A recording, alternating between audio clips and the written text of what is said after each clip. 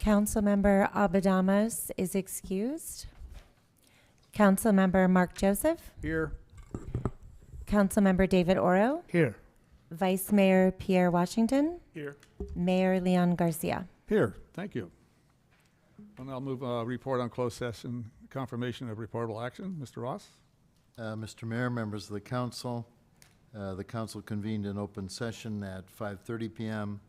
After ascertaining there were no comments on matters agendized for closed session, you adjourned to closed session 5:31. With respect to the entire agenda for closed session, I will do a written report upon return from closed session consistent with the provisions of Government Code Section 5497.1B. That would conclude my report, noting that you finished closed session at 6:14 p.m. Unless there are questions, that would be the report. Any question from council? Seeing none, hearing none. Thank you, Mr. Ross.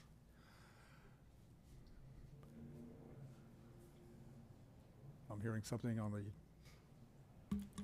Oh, sorry. Okay. At this time, we're going to take up a matter with the Fire Protection District Board. So at this time, we are going to adjourn from the City Council, American Canyon, briefly, and convene the American Canyon Fire Protection District to address a One Fire District matter. At this point, call the special meeting of the American Canyon Fire Protection District to order. And we have roll call, please.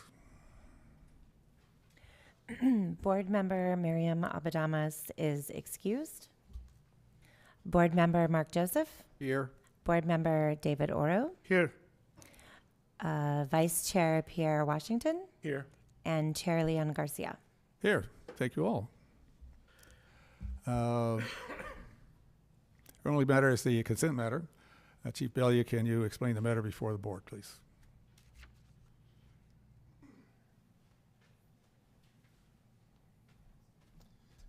Yes, thank you, Chair and members of the board. In light of our last board meeting being canceled, we had a matter that we felt needed to be addressed rather quickly in regards to approving this consent item that will allow us to move forward with the upfitting of our new light vehicle fleet that we've recently received possession of through the enterprise lease agreement. With that, if there are any other questions, I'd be happy to answer those. Okay. Any questions from the board? None? Do we have any public comment on this matter? Anybody online? No. Okay, very good. Well, then we'll close the public comment on this matter. And matters now before the board. I'll move that the district consent item be moved to the board for consideration. I'll second. So that would be resolution number 23-09, correct? Yes. Thank you. Roll call, please. Board Member Mark Joseph. Yes. Board Member David Oro. Yes. Vice Chair Pierre Washington. Yes. And Chair Leon Garcia. Yes. Thank you. And we will now adjourn from the American Canyon Fire Protection District Board and reconvene as the American Canyon City Council. Thank you all. Reminds me how years ago that's how we held the meetings. I'm sure Mark remembers. Yeah. Councilmember Joseph remembers. Okay. So we now convene as the American Canyon City Council, and we're now at proclamations and presentations. Oh, Mr. Zoddery, welcome. Good to have you here.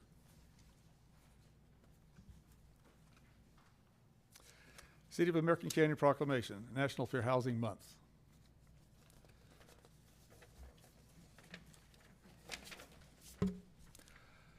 Whereas on April 1, 1968, President Lyndon B. Johnson signed the Fair Housing Act into federal law to eliminate racial segregation and housing discrimination in the United States. And whereas the Fair Housing Act prohibits housing discrimination based on race, color, religion, gender, familial status, national origin, and disability, and commits federal funding recipients to affirmatively further fair housing in their communities. And whereas the City of American Canyon is committed to the mission and intent of the Fair Housing Act to provide fair and equal housing opportunities for all. And whereas our social fabric, economy, health, and environment are strengthened by our diverse and inclusive community. And whereas, unfortunately, more than 50 years after the passage of the Fair Housing Act, housing discrimination persists. And whereas acts of housing discrimination and barriers to equal housing opportunities are repugnant to our common sense of decency and fairness. Whereas the City of American Canyon supports and advocates fair housing in our community by adopting policies to affirmatively affirm fair housing in the 6th cycle general plan housing element, and partnering with Fair Housing Napa Valley, the Housing Authority of the City of Napa, and the Napa County Continuum of Care. Now therefore be it proclaimed that the City of American Canyon joins the nation in recognizing the month of April 2023 as National Fair Housing Month. Mr. Dahlgren. Thank you. Thank you. Again, welcome and great to have you here this evening. Well, thank you so much, Mayor, and good to see you all. Good evening. On behalf of Fair Housing Napa Valley, we are honored by this proclamation and greatly appreciate the city's recognition of Fair Housing Month. During April, we remember the sacrifices made so that all residents could have equal choice and opportunity when seeking housing and other civil rights. While much work remains to make this a reality, FHNV is honored to serve the City of American Canyon and all of Napa County in promoting fair housing choice and opportunities.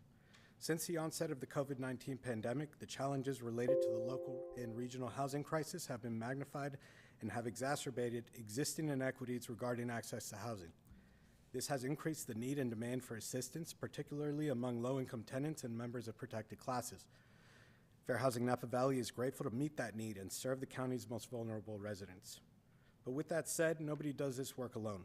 Our agency is grateful for its partnerships with dedicated community organizations and local government partners such as the City of American Canyon, whose combined strengths and areas of expertise create the broader safety net that so many of our residents need, especially in the aftermath of the pandemic.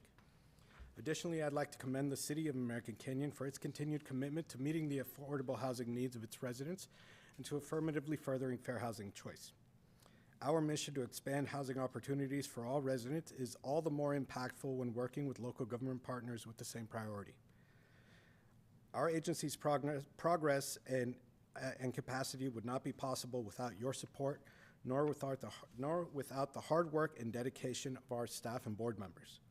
Their commitment to this agency and its mission have made this experience truly humbling, and today's proclamation is a testament to their continued efforts to meet the housing needs of all residents in Napa County. While we still have much to do to continue progressing and improving as an agency, I am proud of our progress thus far and honored to have been a part of this agency's growth. I'd like to finish by again thanking Mayor Garcia, the American Canyon City Council, and staff for your continued support for our agency and commitment to equal housing choice. FHNV looks forward to continuing to serve the residents of American Canyon for many years to come. Thank you. Thank you for being here.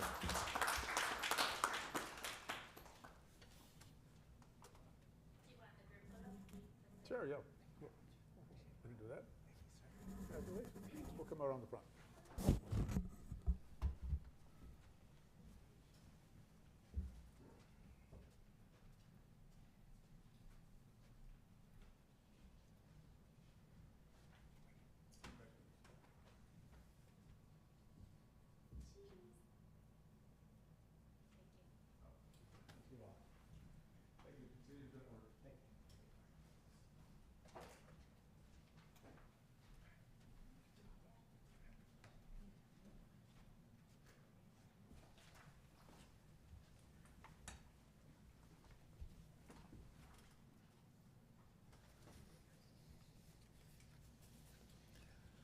Oh, next, Miss Tracy Levy, please come to the podium.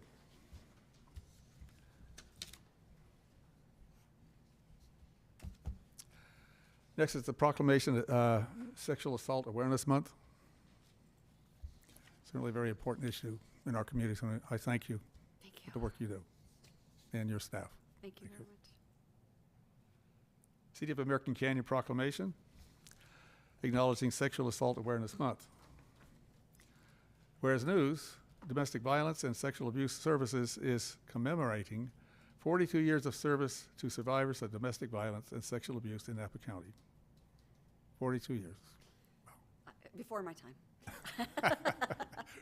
Thank you. Thank you. I can't thank you enough. And having opened as a county rape crisis center in 2010 to provide safety to those experiencing sexual abuse. And whereas in 2001, the National Sexual Violence Resource Center launched the first Sexual Assault Awareness Month campaign, and in 2009, the Obama administration officially recognized April as National Sexual Assault Awareness Month. And whereas Sexual Assault Awareness Month is about promoting safety, respect, equality, and standing up and speaking out against harmful cultural norms that allow sexual violence to persist. Whereas rape, sexual assault, and sexual harassment harm our communities, statistics from the U.S. Center of Disease Control shows that over half of women and almost 1 in 3 men have experienced sexual violence involving physical contact during their lifetimes, and that 1 in 4 women and about 1 in 26 men have experienced completed or attempted rape. And whereas by observing April as Sexual Assault Awareness Month, we show that our community is committed to supporting survivors and the prevention of sexual violence across generations. And whereas in fiscal year 2021, 2022, News provided service to over 1,700 of our Napa County community members, of which 232 were survivors of sexual abuse, and half of those were minors. Whereas in fiscal year 2021-2022, News served 118 clients from the city of American Canyon, including children, 25 of which experienced sexual assault. The News helpline received 236 calls for assistance from American Canyon residents. Clients of American Canyon received emergency assistance and crisis intervention services, court advocacy and accompaniment, including help preparing and filing restraining orders and support from our Sexual Assault Victim Services, that's the SAVS program. Now, therefore, I, Leon Garcia, Mayor, City of American Canyon, on behalf of the American Canyon City Council, joins the News, advocates, and community across the country to take action to prevent sexual violence. I hereby proclaim April 2023 as Sexual Assault Awareness Month in American Canyon, and ask that our entire community, not only in April, but all year long, help to end sexual violence. Thank you so much. Thank you, Mayor Garcia and members of the council. I know that was a lot of words to read, and it's not an easy topic. And I appreciate you taking the time to read through all of that, because sexual assault is a very difficult topic, and it doesn't get a lot of awareness time. And so this is very meaningful to us, and we truly appreciate it. We are running a campaign this month called Our Fight is Their Fight, and we advocate for survivors, and we see that survivors continue to have to fight. They have to fight to be believed. They have to fight through having physical evidence taken. They have to fight through trying to gain justice through the criminal justice system. And also they have to fight for their emotional and physical safety and well-being. And so News is proud to be able to support survivors as they go through that process, but we also realize that it takes a community, and so we want to recognize the courage of those survivors and ask that the community consider to become active bystanders, to speak out against sexual violence, to help dispel myths about sexual assault, such as it depends on what a person was wearing that enticed someone to sexually assault them, that's a myth. Or, you know, that most accusations of sexual assault are false, which is untrue. 1 in 4 girls and 1 in 4 boys, 1 in 7 boys will be sexually assaulted by their 18th birthday. So one of the things that we're doing is a prevention effort, and it will be coming to American Canyon. It's in collaboration with the DA's office, the Courage Center, Up Valley Family Centers, Cope Family Center, Calistoga, and Napa Police Departments. And they're going to be bringing a series of educational presentations to parents. It's scary to think about children being victims of sexual abuse, and we know that some of those perpetrators groomed those victims and planned those attacks. And so we can do our best to try to prevent those things by informing people about how that happens and how they can prevent it and how they can be aware of it. So we'll be doing a series of those events throughout the community. We have one other event that is happening on the 29th, and it will be at Vets Memorial Park in Napa from 10 to 12, and it's called Walk a Mile in Her Shoes. And it's kind of a fun way to bring awareness to this issue.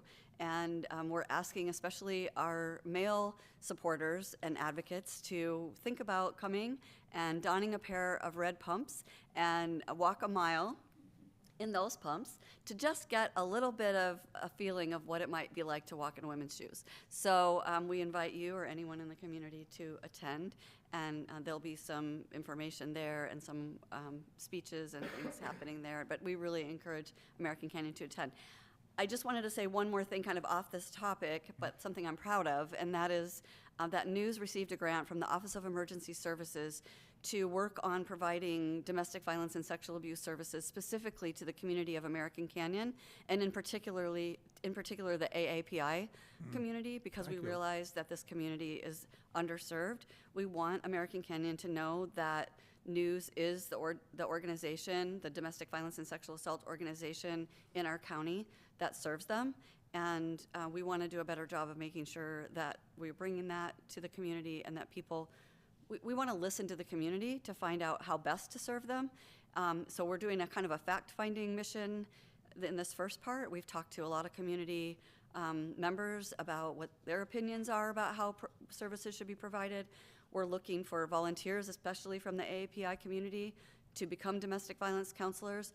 And we're hoping eventually to bring a service provider to the community. So more to come. It's a 5-year grant, so we'll be working our way into the community in a way that's thoughtful and hopefully inclusive. And so we're working on that very hard right now, and so more to come on that. But I just wanted to announce Well, that thank you too. for that. That just let us know how we might collaborate together, work on that. Thank you. Proclamation for you. Thank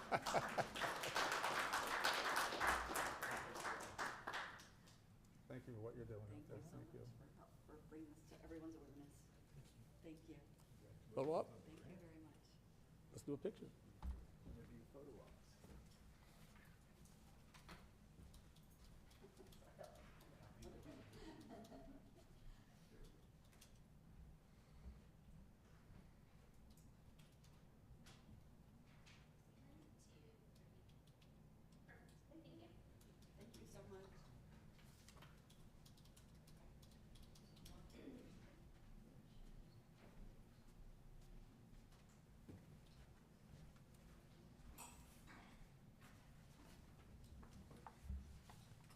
I heard Beth say she wanted to see Mark in some red shoes.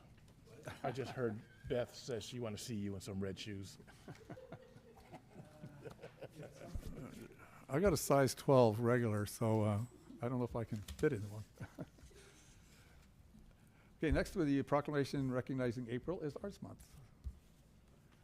And Krista Tam, good evening and welcome.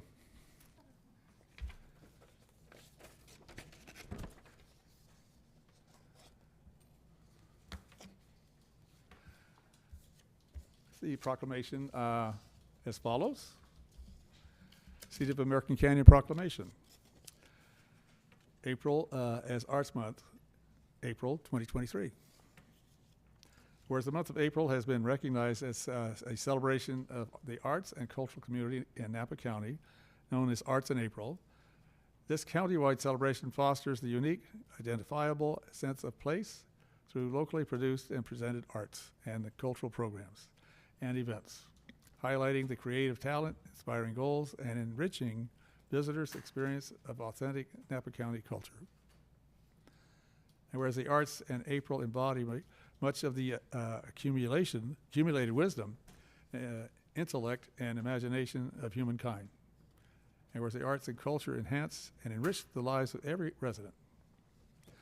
Whereas in 2008, hundreds of residents from each town and city came together to create the Napa County Adopted Community Cultural Plan and endorse the following cultural core values for all of Napa County.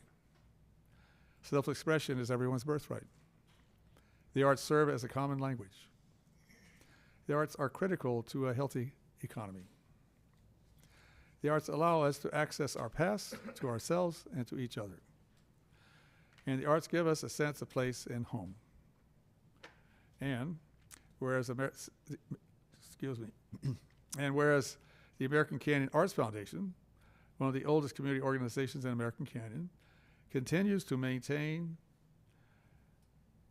by bringing artists and community members together throughout recreational culture and economic art events, programs, and shows. Now, therefore, be it resolved that we, the City Council of the City of American Canyon, do hereby proclaim April as Arts Month in the City of American Canyon, and call upon our citizens to celebrate and promote arts and culture in our country, and to specifically encourage everyone to enjoy arts and culture in their towns and cities. With great pleasure.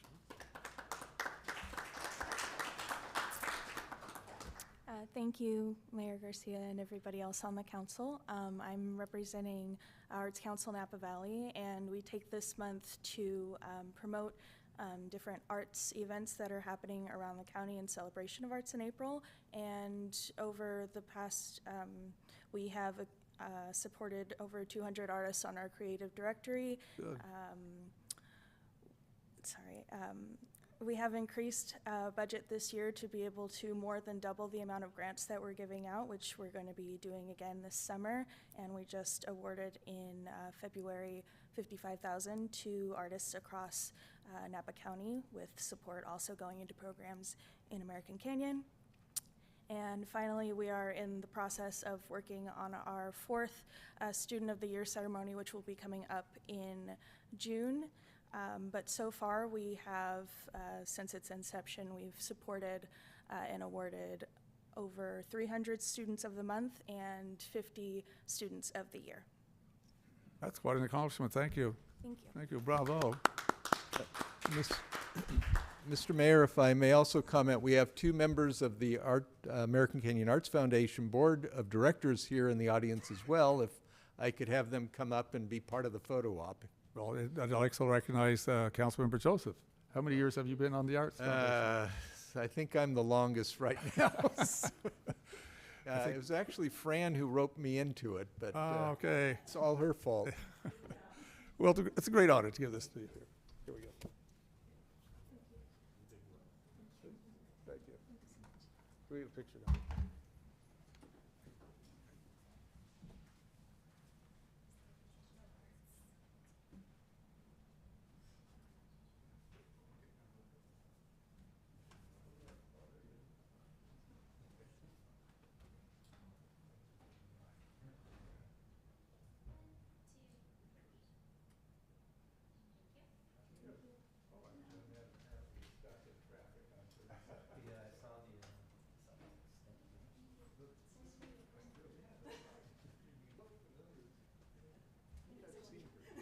Glad you could come down.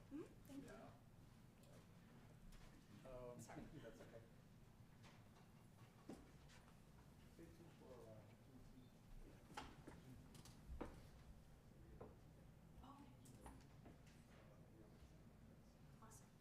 checked your calendars to. Yeah, thank you. Thank you so much.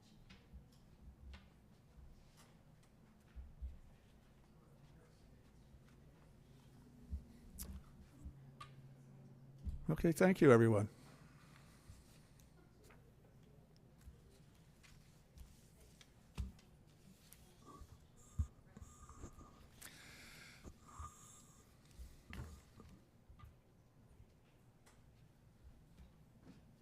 We'll move now to our next on our agenda, public comments, items not on the closed session or open session agenda. Any item not on the agenda. Albert Iliff. May I approach? Please. Thank you. Good to see you here. It's been a while. Thanks, Albert. Thank you.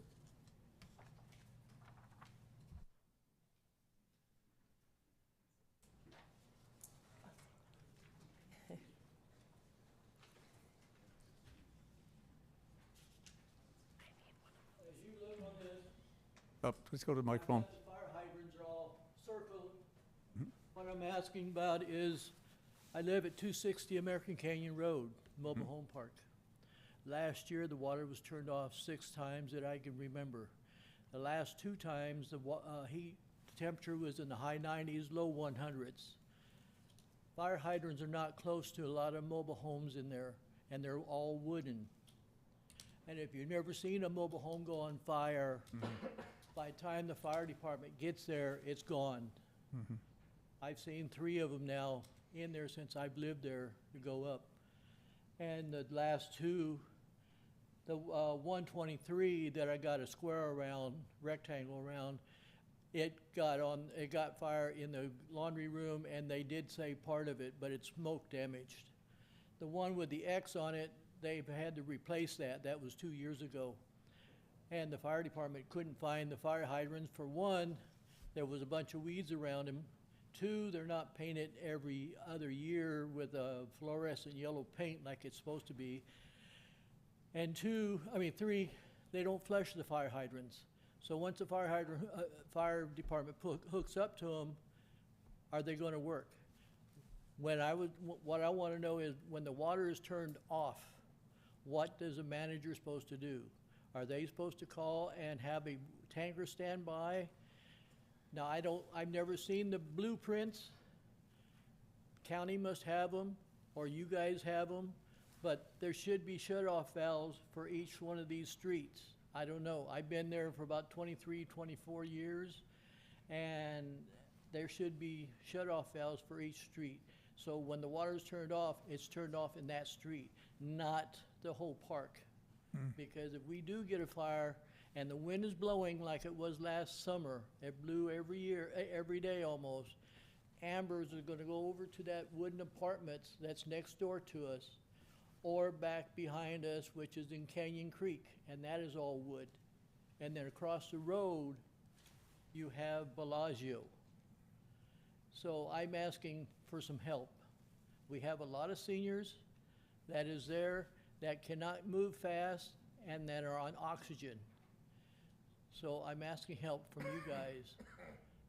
I was going to come to the fire district meeting last week, and I didn't know it was canceled. I was standing out here, and I think Gertrude was one of the secretaries told me that it was canceled. This is what I was going to bring up to you, but since that was canceled, I'm doing it tonight. Well, thank you. Certainly, Chief Bellier, certainly sounds like this is a matter we need to look into. And likewise with the city manager as well. If anybody wants to go walk through the park, I'll be happy to walk through the park with you and show you different things that is unsafe and dangerous right now. We'll get an assessment, certainly. But you work with Chief Bellier, we'll connect with you, city manager as well. So it seems like it's a fire protection board district issue as well as a city issue to me. Next speaker, please. Oh, is he going to comment? Yes, Chief Bellier. Yeah, Mayor, I'd just like to speak to the fire hydrants being turned off.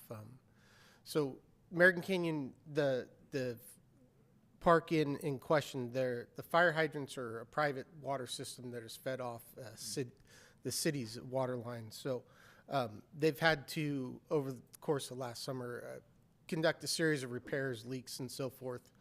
So we've worked very closely with Felix Hernandez Maintenance and Utilities. So in the occasion where they have to shut the water off at what I'm going to call the street from the city's water supply into the park, they now notify our dispatch center, which then will put it on our MDTs for our suppression folks to notify us that when the water is turned off and when the water is turned back on. And so during those periods where the water is shut off, we do make changes in the response plan in the event that we do get a fire in that trailer park. As you know, we have a water tender at Station 11 that we could bring with us to a fire, and then we have some other resources from adjoining agencies we can call in to help with that. But be happy to talk to this gentleman offline as well with some of the other concerns. But I do want to let the city council know that for the instances where the water's turned off, we've got a very good working relationship with Director Hernandez from Maintenance and Utilities, and we coordinate to make sure that the appropriate agencies are in the know when those instances do occur. Thank you, thank you. Probably needs something periodically to assure that we're meeting the standards we want. Thank you. Is anybody else for public comment? William Baker.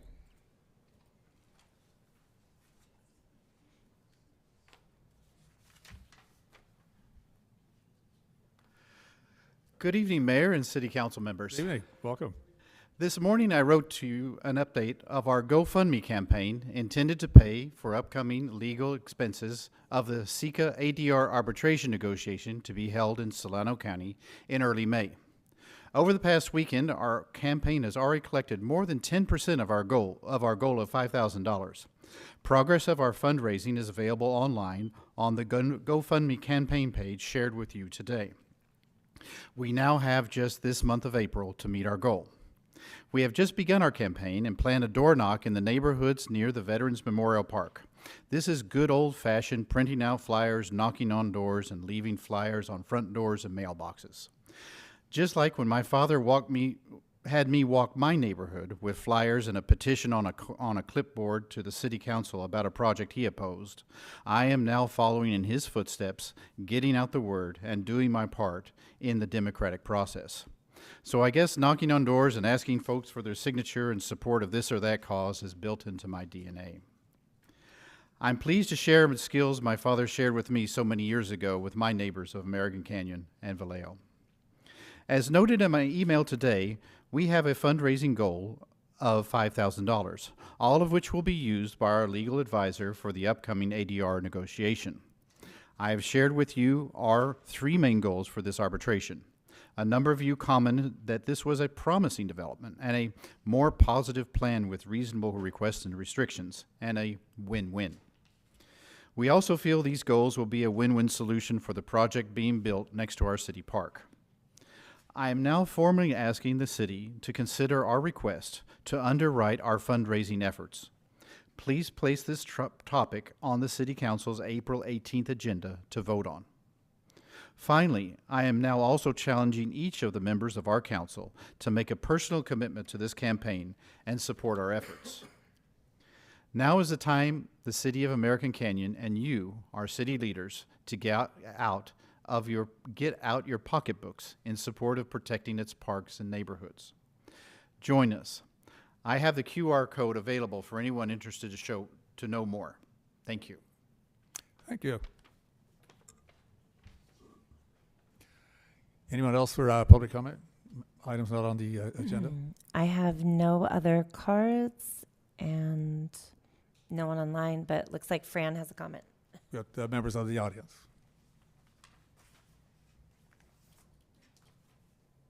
Fran Lemus. I just have a comment. Driving down the highway and seeing the 4-story building, the hotel, and also the apartments, it just looks out of place, I'm sorry to say.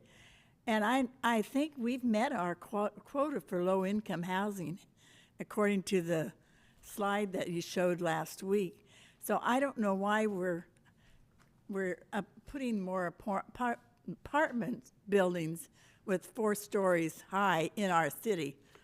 I think we need to be a little bit more careful, because a lady I know that lives by this new one that they want to put on Crawford is thinking of moving, because if you're in a 4-story building and they can look in your backyard, and that's what happened to my neighbor and friend on Eucalyptus. She had to sell her house, which the city bought, because the apartments couldn't look down in her yard. She had just put a new patio in there, or fixed up her patio. Anyway, she had to move because she says you have no privacy. I mean, it's terrible. And this friend of mine that lives close to Crawford, she said if they build those apartments, she's going to have to move. And that's sad. So I think our city founders, I don't know what the general plan is because we're updating it, but I thought along the highway it was businesses, and now you've got apartments. So I don't know exactly where that line is, but I think we need to be a little more cautious and make sure that our city doesn't, I mean, we've met our quota, so I don't know why we're taking more So anyway, that's my comment. Thank you. Thank you. We can have a conversation with you offline, I think, about such developments, but yes. We'll have a conversation offline, meeting away from the council chamber. Okay, fill you in. Next speaker, please.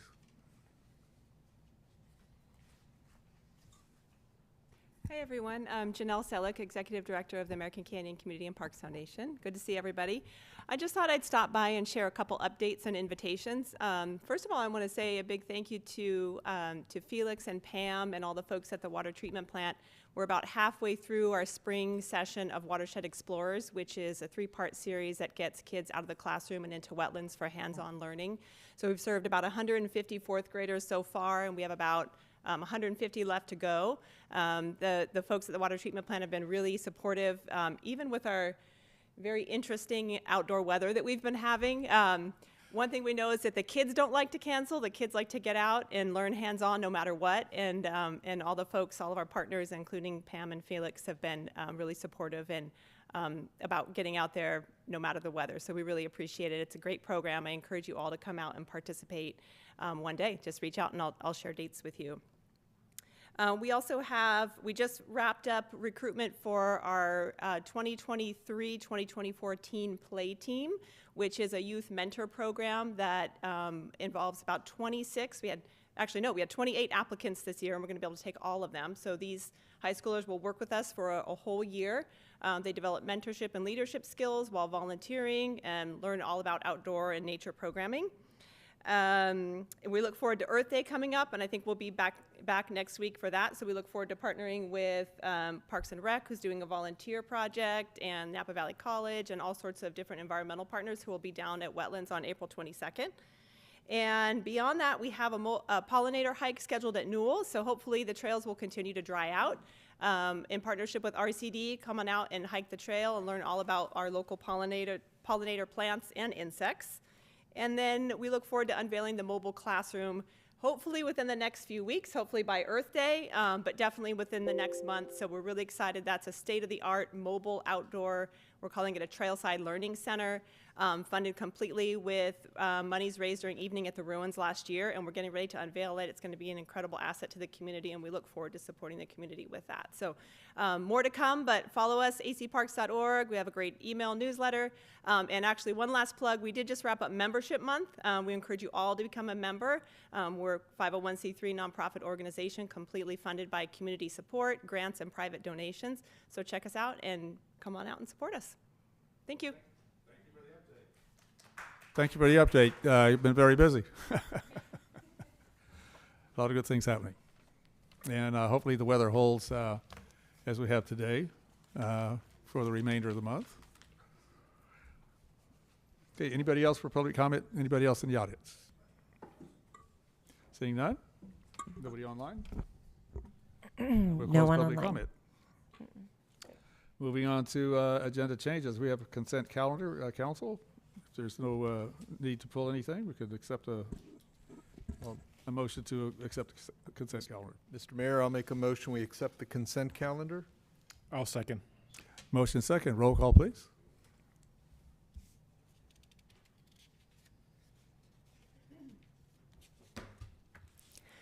Councilmember Joseph, Yes. Councilmember Oro, Yes. Vice Mayor Washington, Yes. Mayor Garcia. Yes, thank you. Moving on in our agenda, public hearing, this is item number 10, 6th Cycle Housing Element Municipal Code and General Plan Amendment Implementation. All right. Thank you, Mayor, council members, and members of the public. I'm Brent Cooper, Community Development Director, and pleased to present to you some implementation actions from the housing element. A quick reminder, the Planning Commission met with the City Council on January 31st and adopted the 6th cycle housing element. At that time, we are ready to implement the housing element, and this is a part of that effort. Shortly after that meeting, the city received very detailed comments on our accessory dwelling unit ordinance. The state had made some changes that were effective January, and they went to the effort of reviewing our ordinance and pointing out what needed to be changed to meet with state law, which was very thoughtful. Just 3 days later, the city received a comprehensive letter from the state on our housing element. Taking a look at other cities in the Bay Area, we received a relatively thin letter, which is really good, very fewer comments than many other places. But they were very specific on 3 issues, among them the accessory dwelling unit ordinance, emergency shelter parking requirements, and a particular policy in the general plan that refers to growth control. So those 3 areas they pointed out were inconsistent with state law, and their proposal to us is to provide further analysis either to justify it or to bolster some of the programs in the housing element to commit to making these changes. So there's just 3. So for the first one with emergency shelter, it has to do with resident parking requirements. And according to state law, the resident parking requirements is not permitted unless there can be a comparison with other uses in the same zoning district to ensure that they don't have less parking requirements than the emergency shelters. Unfortunately, comparing emergency shelter parking, which is based upon number of residents, is really a meaningless comparison with, say, parking for a retail store, which is based on square footage, or other housing units, which is based upon bedroom count. And so the state's saying you need to compare these 2 things. Well, they're apples and oranges, and we could probably burn a lot of time and make some kind of a comparison. But at the end of the day, it's really not feasible to make a rational comparison. And so the simple solution is to delete the parking requirements for emergency shelters for residents. This time there are no emergency shelters in American Canyon, so it wouldn't affect anything that's here today, that's for sure.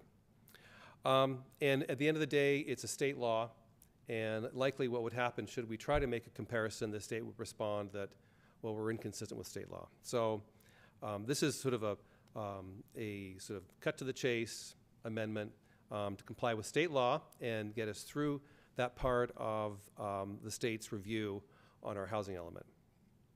On the second one, having to do with the accessory dwelling unit ordinance, once again, the state law has changed effective January, and the state was very specific on what needed to be changed. And so we've made those changes to the ordinance. It's in the packet, available online, along with an explanation of the reason for each of these changes and how it's consistent with state law. So what the state has suggested we do is we think about it and then bolster our program in the housing element. I think what we would do is exceed their expectations by just simply making the changes now.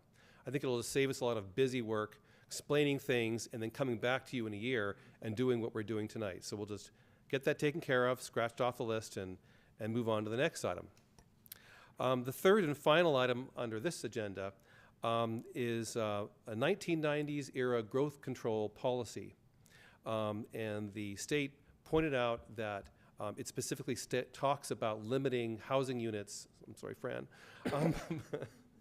But if we were to look at this in sort of a bigger picture, the general plan itself dictates how much growth happens in the city, and then we have elements that talk about infrastructure.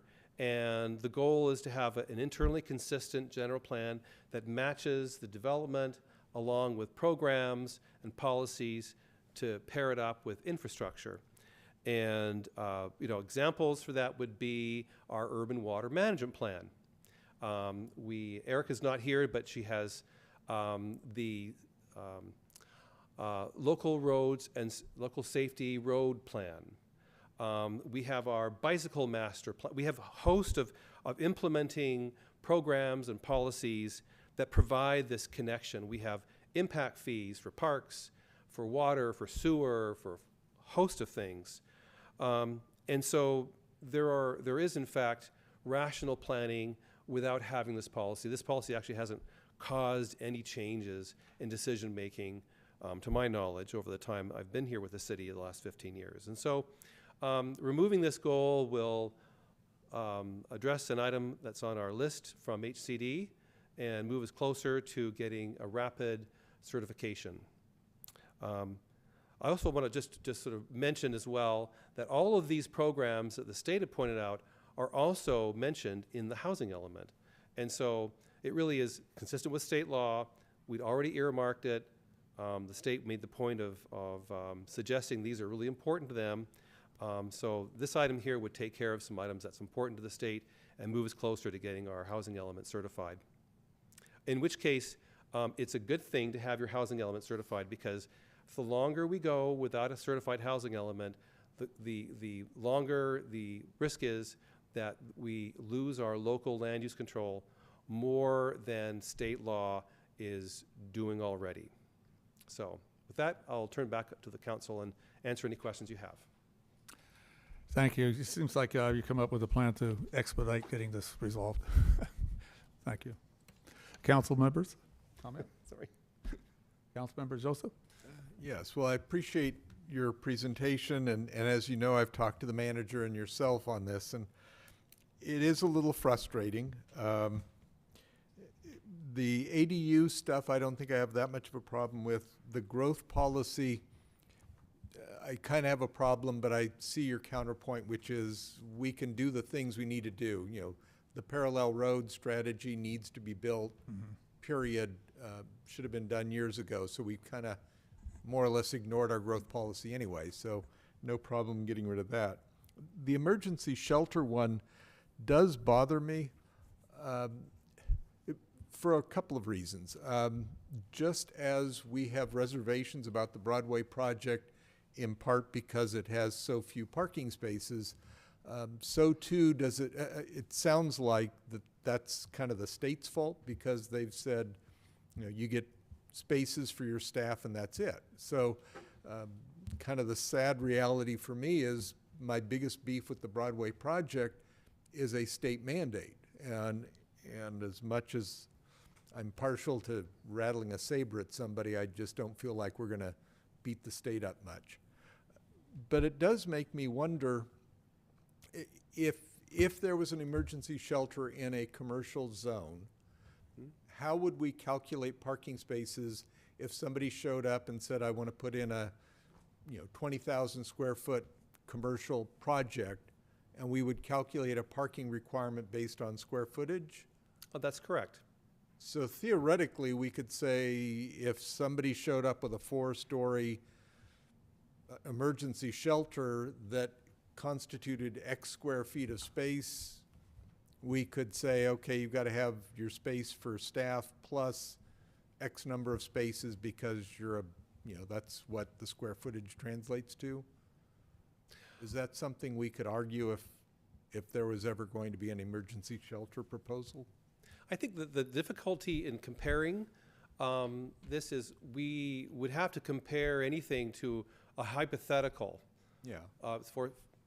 There's no telling what could be the form and size, residential capacity of a hypothetical emergency shelter. Yeah. And so that's what makes it very difficult to say with certainty that it can compare apples to apples to something that's, we'll say, different altogether for retail. I understand that, and I think part of the problem is the state's tendency to do a one-size-fits-all is part of the problem, because they've come up with things that seem to make sense if they don't have to consider the consequences. So there's that problem. The other one, and this is my soapbox, it's frustrating. I've been in the business now for close to 40 years in one form or another. And it used to be whenever the state was, had any financial problems, cities would, hide their wallets because the state would figure out some way to take some of our money. And then we sealed that up, and now the state is starting to get involved in how we do business, which is probably worse. And the reality is a lot of the housing problem happened because some 10 or 12 years ago, the state, in an effort to balance their budget, got rid of redevelopment agencies and also got rid of a $2 billion a year revenue stream for affordable housing. It's not particularly surprising that a few years later you have an affordable housing crisis. It's what happens when your money dries up. And what we're doing now is we're, ironically, I think, in a few years, we're going to start creating all kinds of urban blight conditions as we say, okay, no more parking, and so everybody's parking all over the streets and creating problems and all these other, one size fits all. We're going to begin having some urban blight conditions. And at some point, I guess somebody at the state will say, I've got it. Let's create a redevelopment agency to address these problems. All of which we're going to say are the city's fault because we just like to blame the city. Long story short, I feel like we have to go along with this because it's a state mandate, but I do think we really ought to start looking at lobbying our legislators to at least provide a carrot. They're doing a great job coming up with sticks and beating us about the head. But if we happen to be one of those communities that meets or exceeds our RHNA numbers, there ought to be some carve-out that says, we'll assume that if you can meet our requirements, you aren't a bad city. And so maybe there are some opportunities to, with a supermajority vote or something, waive some of the conditions that are being imposed on us. I mean, it just seems like if you're going to beat us up, you ought to give us a carrot, even if it's a small one. And Councilmember Joseph, I remember, this was a few years ago now, but a number of people in this room, we all got in a bus and we went down and lobbied for a particular legislative action. That was the and census, I think it was successful. Yeah. So, right, using the political system and talking to our elected representatives to help them see common sense and have a voice of reason. Yeah. No, I agree. I think that's at least one area where I think it makes sense. It's not an unreasonable demand. We're not upsetting too many apple carts. Just give us an incentive. Otherwise, what's the point of meeting the requirement? To Fran's point, we've exceeded it, and we're treated as if we're just as bad as the worst guy on the block. So, just my soapbox. I appreciate that. I think, there's a need for, what strategy can we use to get what we need from this that makes sense? If you have a parcel that we can't require parking, but how can we work with that, saying, okay, we got space for parking, but we're going to have to build housing also? Is there something that could carve out that space type of thing that wouldn't apply to the requirements of that housing development? Oh, now here's where you can park the cars. I mean, there's some way that I can't help but think the city can't get creative about given the burden that's on our shoulders of that, the demands for us, that we can't come up with a creative idea to be able to solve that solution. And yeah, you're right, Councilmember Joseph. We currently have that problem right now with with an apartment complex in American Canyon, where they're parking in the neighborhood, and it's created quite a bit of problem for the neighbors. And yeah, it's blight. So, do appreciate the presentation. Councilmember Oro. Yeah, Mr. Baker, I see your hand up. We'll have a public comment in a second, and you'll get 3 minutes to go up there. So, listen, I appreciate the comments, and I think I agree with you that the city should be rewarded for meeting or exceeding those things. But I want all of us to step back here and not be so myopic in terms of our individual cities. The state of California has a serious housing problem. The housing crisis here is massive. It's really unaffordable for the majority of people. We've seen these RHNA numbers and we've seen the median incomes. The only way to do this is to build more housing. The reason why the state of California came down with a heavy stick is because cities weren't building housing in the name of whatever reasons that they had. A mountain lion in Woodside, Huntington Beach, for whatever. The cities of California, if they had built the way that they should have in terms of how we're doing things around here, we probably wouldn't have been in this mess. And I can understand we can point fingers at the state and making policy decisions and all of that. But my view is that we've got to do our best to build more housing wherever we can in the state of California, whether it be here in American Canyon, the city of Vallejo, San Francisco, or in Lathrop in the Central Valley. That's the only way that it's going to resolve our housing crisis situation. You have to increase supply. And the fact of the matter is, for the last 50 years, California hasn't built enough housing. And if the state of California is going to come in here and say things that, mandating cities to build more housing, listen, you say that they're coming at us. The presentation by Mr. Cooper today said, we have a light package. We're not getting beat down pretty hard. 2 parking spaces for an emergency shelter that we don't even have, and there's no plans for even building one yet. I don't think that's something to get upset about. The rest of these are complying with that, but I get your point. There should be incentives for this. But the way it was positioned, the way that we talk about it, if we take that stance, we're only contributing to the housing crisis in California. We have to do more as a state to build more housing. Thank you. Thank you. Any other comment? I would agree with your assessment, Councilmember Oro. It's we are building a lot. What the irony for us is we're one of 6 cities in the entire Bay Area that's actually meeting or exceeding our RHNA requirements. And there's this one particular issue with no parking requirement just doesn't make sense to me. And I recognize right now we got to move forward on it, so I think it's a battle we take up on another day. But I agree also with the lobbying efforts. Actually, reporting out on my meetings and contact, Councilmember Joseph and I were at the League of California Cities event in Sassoon.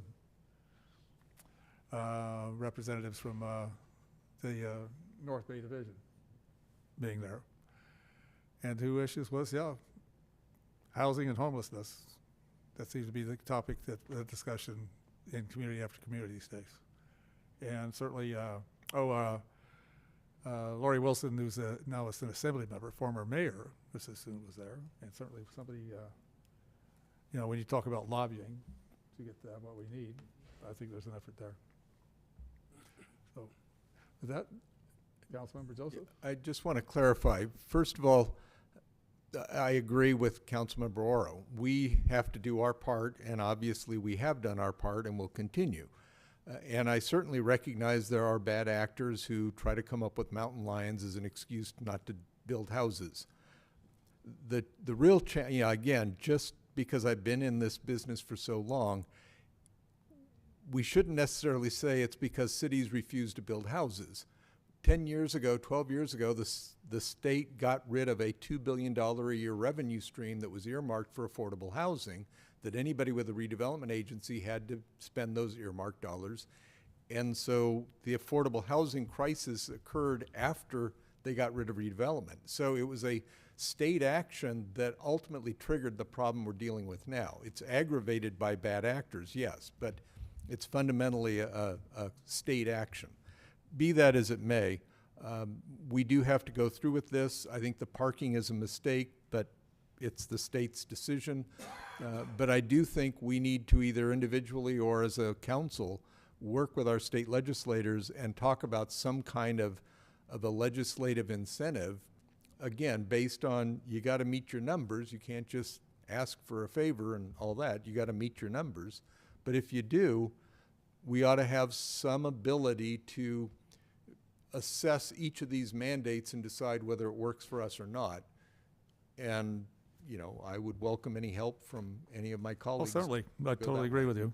I think our assembly members, our state representatives are the people we need to talk to about it. When we are doing as well as we are and meeting and exceeding our requirement, then there ought to be some latitude giving to American Canyon. Look, we can meet this number.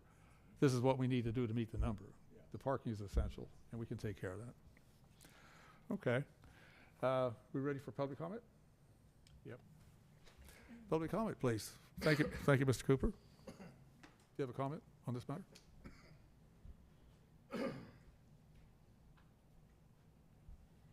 Thank you. Just two points, if I can share, regarding the Broadway project.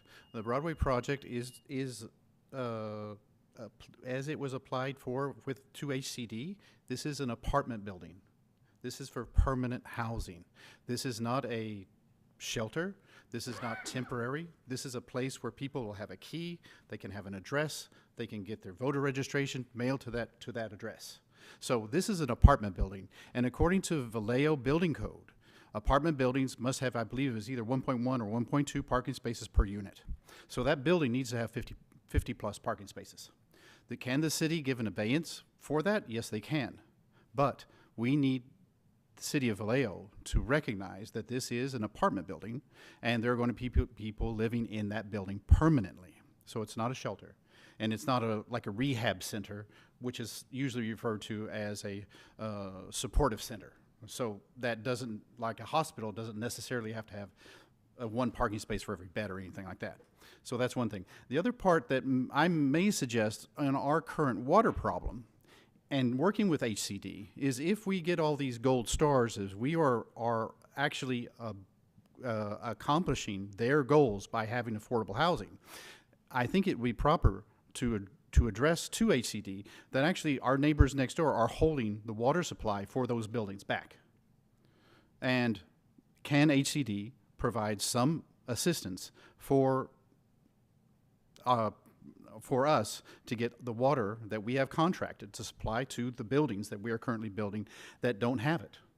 So I think if we could consider those two items, first of all, the term that is in for that building is permanent supportive housing. In the application, it is described as an apartment building.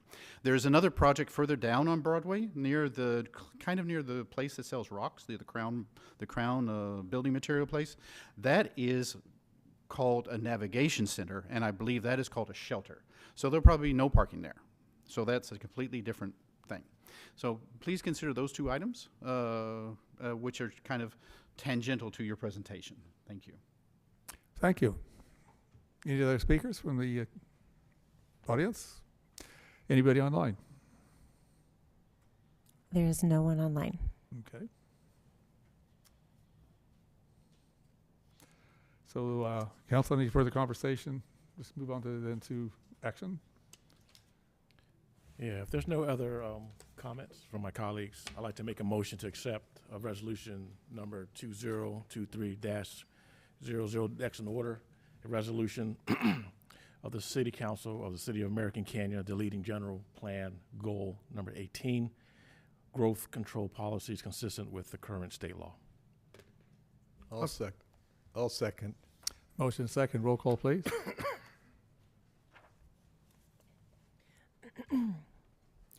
Councilmember Joseph? Yes. Councilmember Oro? Yes. Vice Mayor Washington? Yes. Mayor Garcia? Yes.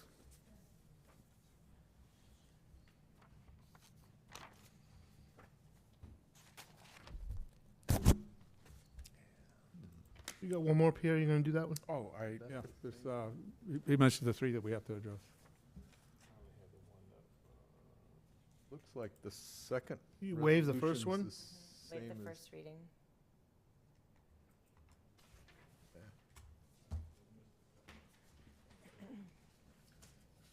That's You want me to make a motion to waive it? Is that what I'm doing?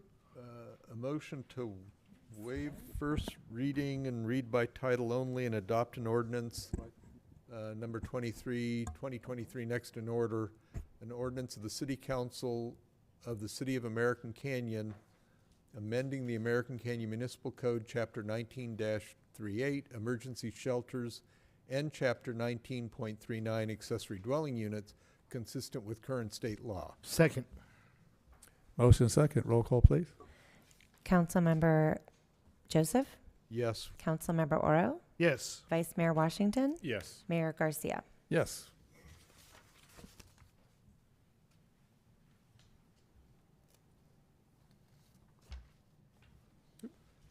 Mayor and Council, just real quick on that last item, when we talk about waive first reading, procedurally what we're talking about is waiving the reading of the entire ordinance word for word. That's kind of a procedural issue. So we're saying we're not going to read the whole thing word by word, all the ordinance. We're just going to read the title of it and then have you adopt it. So it sort of saves time. Thank you. It can be a little confusing for the public when we have all these terminologies. So Need, that's what that's about. Little translation Me guidance too. there. Yeah, I appreciate that.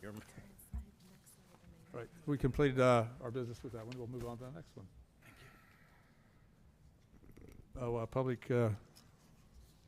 Public hearing on that was closed. Okay. American Canyon Police Department, annual report.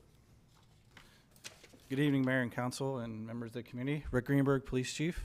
And tonight I'm here to present to you the 2022 Annual Police Report, American Canyon Police Report. This just highlights some of the great work that your officers are doing, serving and protecting the community of American Canyon.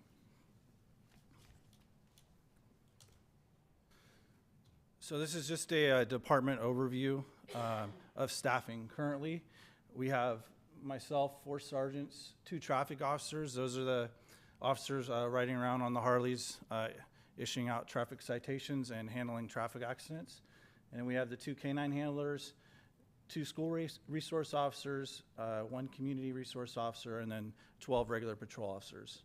As you can see, the resident to officer ratio is 1.1 officers to 1,000 residents. That's based off of approximately 22,000 residents.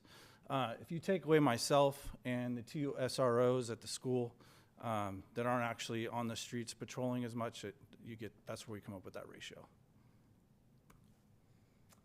And these are our 2 canines, Officer McLeod and Brody and Officer Hudson and Brick.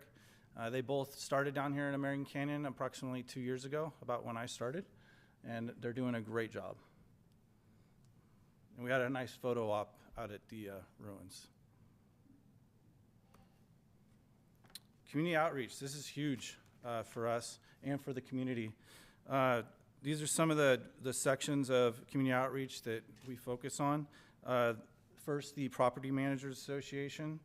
These we hold monthly meetings, and they're held at apartments and mobile home parks with the managers to talk about crime prevention, problem residents, and establish relationships between ACPD and the managers. The Crime-Free Multi-Housing Program, this is where we partner with managers and property owners of multi-family properties to proactively resolve problems with occupants. And then crime prevention, education, business and visitors. We partner with the Chamber of Commerce to provide crime prevention and awareness to the business and hospitality industry. And then lastly, a big one is our Neighborhood Watch program. This is where we establish relationships in the community, organizing neighborhood watch groups, and promoting our successful model of see something, say something. Meetings are slowly starting to back up after COVID, and we continue to invite requests for specific neighborhood meetings. Next, we have crime prevention education. And these are handouts, or pamphlets, I should say, that are distributed throughout the community. It's part of the Neighborhood Watch program, and they're available at the PD lobby and soon to be in local schools at the Adult Activity Center, Library, Las Casitas, World Marine Estates, and the Olympia Mobile Lodge of Napa.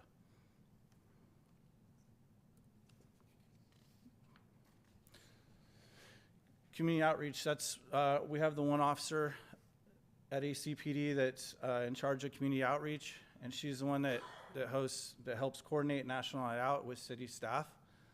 And this year we had 12 parties in 2022, and then we've had over 3,600 members to our Neighborhood Watch program. And then our camera registry program, this is the program we have where community members can actually notify us that they have security cameras at their residence or place of business, and they can register them online. And that also gets sent up to the detectives at the Sheriff's Department. So when we have a crime that's been committed, we can just pull it up and say, okay, this neighborhood has cameras here, here, and here, and that way we don't have to go. Back in the day, we used to have to go door to door and see if there was cameras at houses. So this makes it a lot more convenient and time efficient. And these are our SROs. Officer Coleman and Officer Huschel, they started this year, both brand new SROs. Both of them have been longtime American Canyon officers, just new to the SRO position. And you can see we're about the same as far as calls for service at both the middle school and high school where we have an SRO in the 40s, and then about the same amount of police reports taken. So of the 46 calls at American Canyon High School, 31 actual police reports were taken. And at the middle school, 40 calls for service and 20 police reports were taken. Excuse me for interrupting, but how would you, what characteristics are in those calls? Particular type of issue more prevalent than others, or it's just? They vary. I mean, Yeah. obviously, based on the kids' behavior at school. Uh-huh.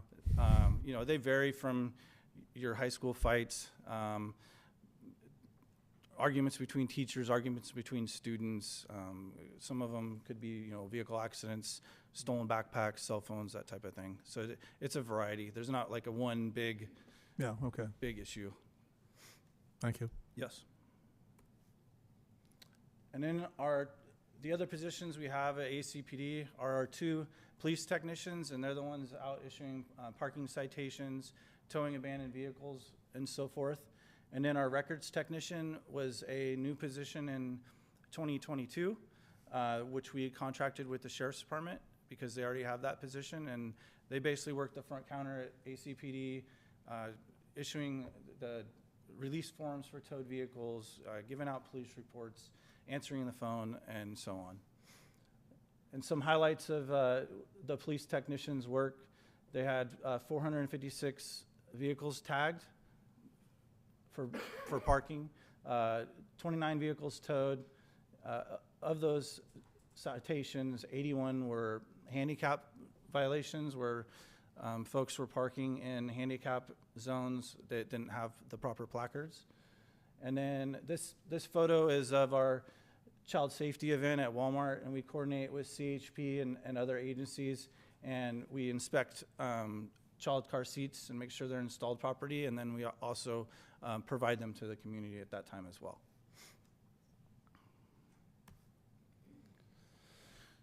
So this year, part of our traffic safety, we kicked off the We Heart Safe Streets program with the other city entities. And so as you can see, we have that QR code. The QR code is in the annual report, which is available online now. So you can go online and just scan the code and take the pledge.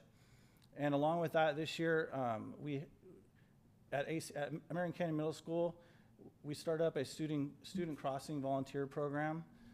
And this was done by SRO Huschel. And then also we've increased patrol presence and in the school zones during school drop-off and pickups.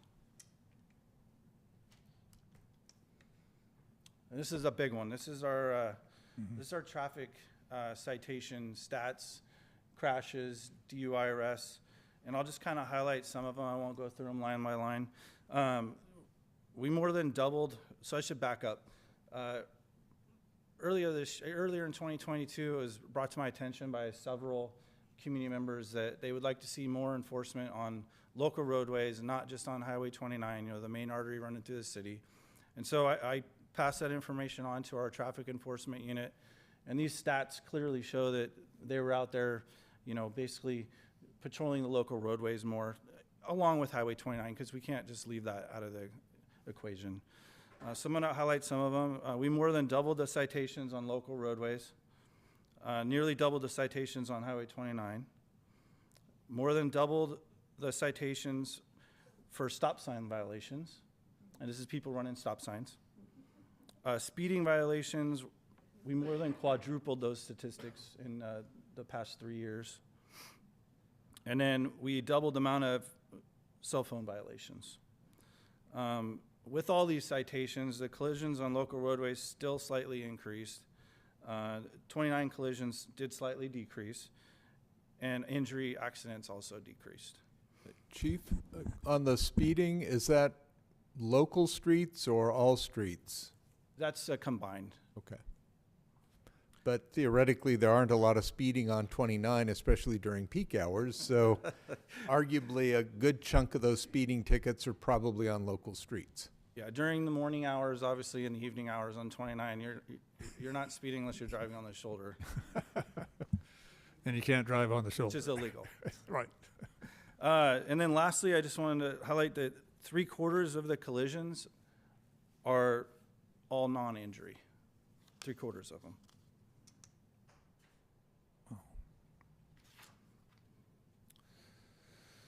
And this is our, so I'll just go over some of these. Our calls for service, the total calls for service in Napa County that the Sheriff's Department responds to was over 24,000.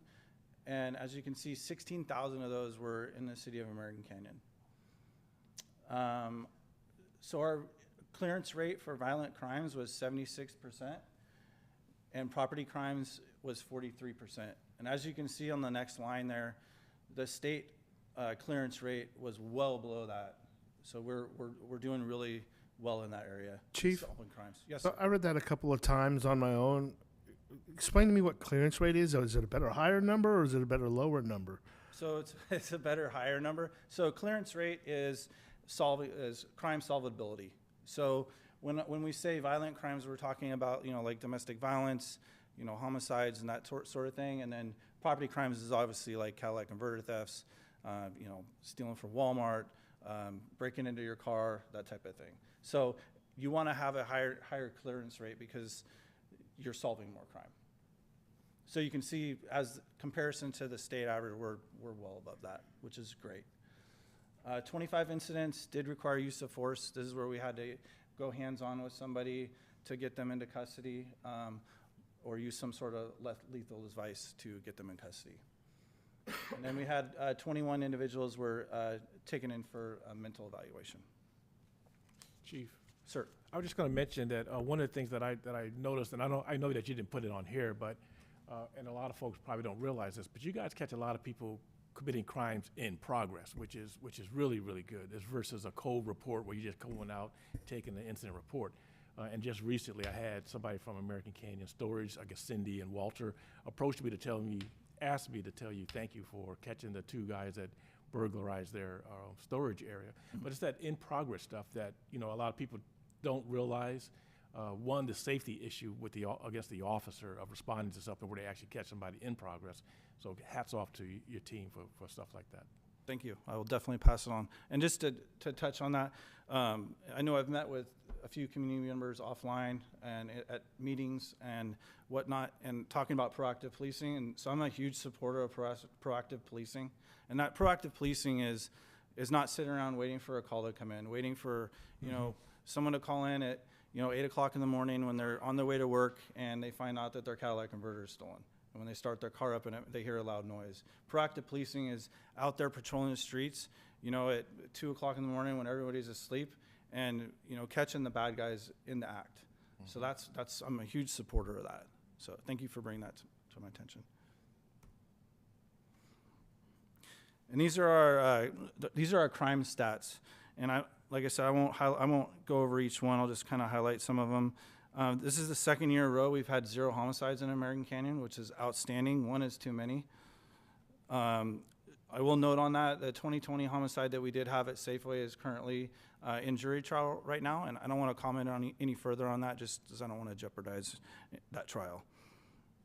Violent crimes slightly increased, as well as auto theft and fraud. Calls for service did increase by about 1,000. And then arrests and citations also increased this year.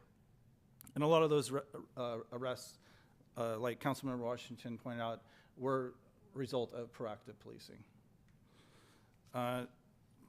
When we do proactive policing, we're going to get vehicle pursuits, and they do happen.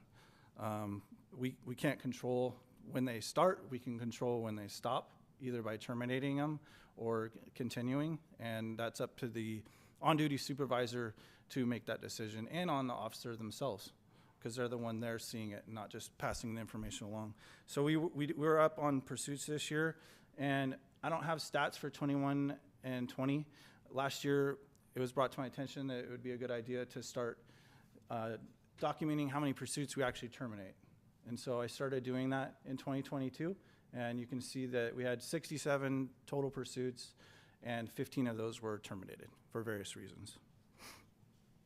One more question for you. Sir. On the recovered stolen vehicles, is that contributing to any of the license plate readers that you're currently using? So, yes and no. Some of those are found by the police technicians, just doing proactive citation, issuing like parking citations. So they're finding them abandoned, and then finding out they're stolen. And Chief, I'm assuming that the 20 and 21, you weren't tracking the recovered stolen vehicles versus we didn't catch any, or? Correct. We were documenting the stolen vehicles like they were reported in the city. Okay.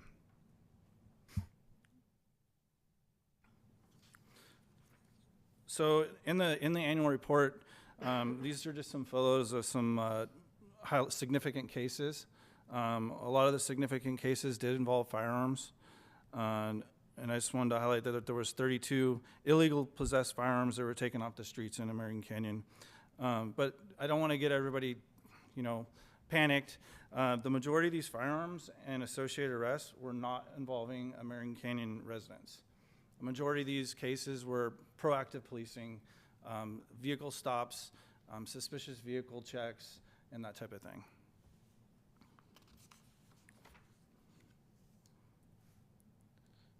And as you know, we contract with the Sheriff's Department for law enforcement services, and in that contract, these are services that we also get. The Napa Special Investigations Bureau, which is our drug and human trafficking task force. We have a drone team at the Sheriff's Department, and we use them very frequently down here. It's an awesome tool. And then, of course, our SWAT team, our Honor Guard, and then our EOD or bomb team. Excuse me. Animal Services has a separate contract with the city. This year it was just over $54,000 on the fiscal year 22-23. In 2022, animal service officers handled just over 4,000 incidents total and 584 in the city of American Canyon. And these are, for better terms, dog catchers or animal services. Even if your goat or horse gets out, they're there to help. And these are some of the outreach contacts we have. Obviously, the Public Safety Building over on Donaldson Way, the email, and then if you don't already, follow us on our social media, Facebook, Instagram. We love the followers. And it's also a good way to find out what's going on and what we're up to, what's going on, and how we're protecting and serving the city.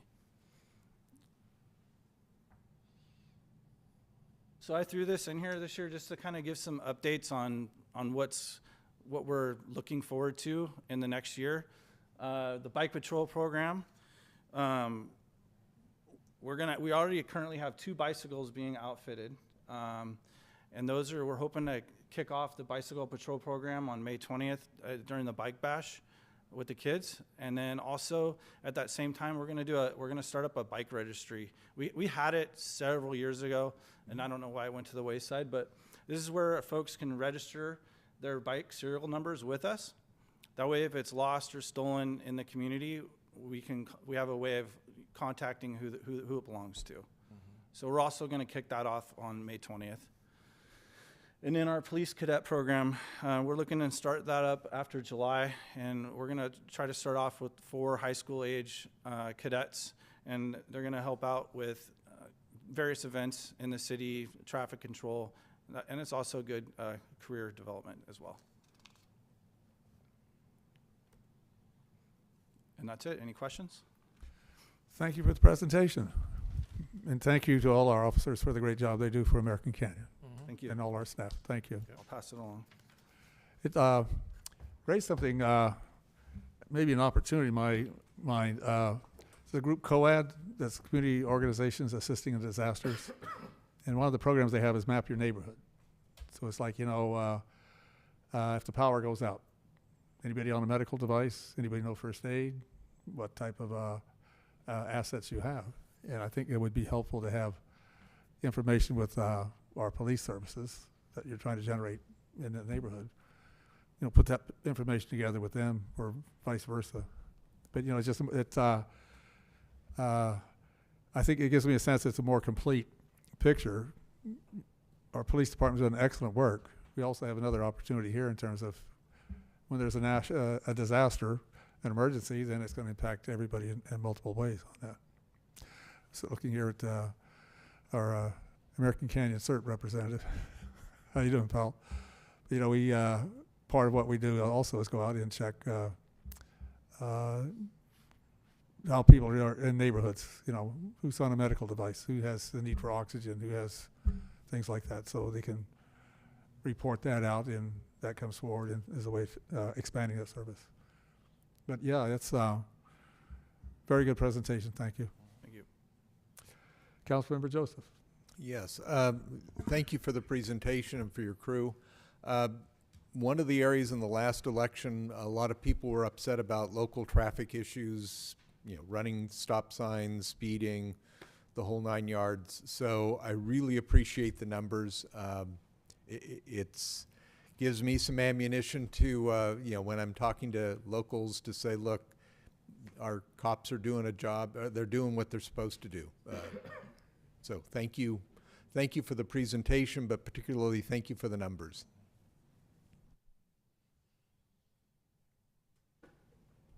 Is this, Me, that's me. okay. Vice Mayor Washington. Yeah, I agree with Councilmember Joseph that a lot of the citizens had those concerns. Not so much that they weren't happy with the police services, but they just wanted to see more traffic stops. So thanks for that. It seems like Officer Chris has been pretty busy out there on the motorcycle. But I wanted to ask you if you wanted to do a plug for the Sheriff's Citizens Academy, because I think once some of our citizens can get an opportunity to come out and check out what you guys do behind the scenes, they get a better appreciation for what you guys are doing while you're out there in front of them. Yes, so the Sheriff's Citizens Academy, it's ongoing right now, so the applications process isn't open right now, but it will be next year. So it's a once a year. It's kind of, if you've gone through the Citizens Academy here in American Canyon, it's kind of similar to that, except it's just focused strictly on the Sheriff's Department.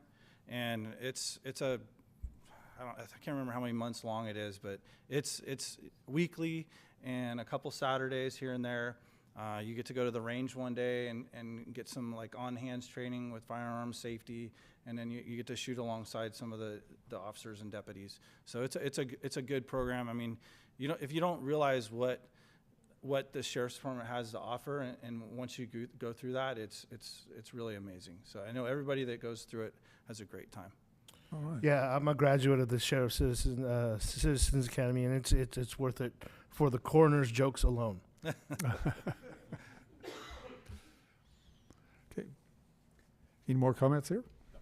Okay. Council ready for public comment? Anybody from the public wishing to comment? I just have one question. When something happens, in the city, we have the Nextel, which I really enjoy because they tell you what's going on. But sometimes something happens, and it'd be nice to know after it's over with what it was. And I don't know how you would do that. I know sometimes it's on Facebook, but Are you talking about like when the roads are closed, or like police activity? I saw a car speeding, chasing somebody, and you want to know the results of it. So Sometimes you do. That's understandable. So Nixel's geared more towards like awareness. Yeah, like if there's a road closed and people are trying to get to work, get to school, so we put the Nixel out that way. You know to take a different route. For like police activity, that's where we use the newspaper, social media, and that type of thing to push out information on arrests afterwards. Well, I take the Vallejo paper. I don't take the Napa paper. I take the Vallejo because we have more about American Canyon. But not a lot of people take the newspaper anymore. No, that's why we try to use is requesting like more information. But for us to put it out on every incident, it would be hard. Well, appreciate the presentation, Chief. Thank you. Thank you. Sure. Oh, I already had one more comment. First of all, I want to thank you for the presentation. and your police department. I mean, what can I say? Our fire department, police department are outstanding. I just love you guys, Oh. you know. I just always praise you, and when I hear a siren, I always do the sign of the cross and make sure everybody's blessed and whoever you're going after and whoever's driving and all that good stuff. And I did go through the Sheriff Citizens Academy. That's a fantastic academy. But I do have a question. The local roads where you had all the speeding, is there any particular roads that is more? No, you don't. Any more than others, like Melvin Road? I had a feeling that might be the road in question. No, so the stats, I have to kind of draw a line somewhere on where so we try to focus on the C-click fix. So if for anybody that doesn't know what that is, that's where you can go on and report, speeding or parking or any sort of issue like that. So we try to focus on those like priority. We also try to focus around the schools at pickup and drop-off times, and then commute hours. There's some known roadways that are cut-through roads in town, so we try to focus on those during specific times. And I know this year we're looking at getting the city's looking at getting some radar cameras that will kind of help us out in the peak times on those roadways, and I think they're movable if my memory's correct. So that'll be a huge help. So we'll actually be able to pinpoint the locations and times of people speeding. I need a volunteer from Melvin Road. Do you get any sideshows? Not generally. No, we try to keep those south. All right. Thank you all. Oh, did you have a comment? Yes, go ahead. Yes, I was just wondering if you come along mobile home parks, because there is 2 cars that I see parked in visitor spot that is tags are expired on. And we have kids and adults riding motorcycles or motorbikes or whatever without helmets. And there is speeding in the mobile home parks. So I would like to have you guys come in and just drive around a couple times without being called in for anything. So, thank you. Thank you.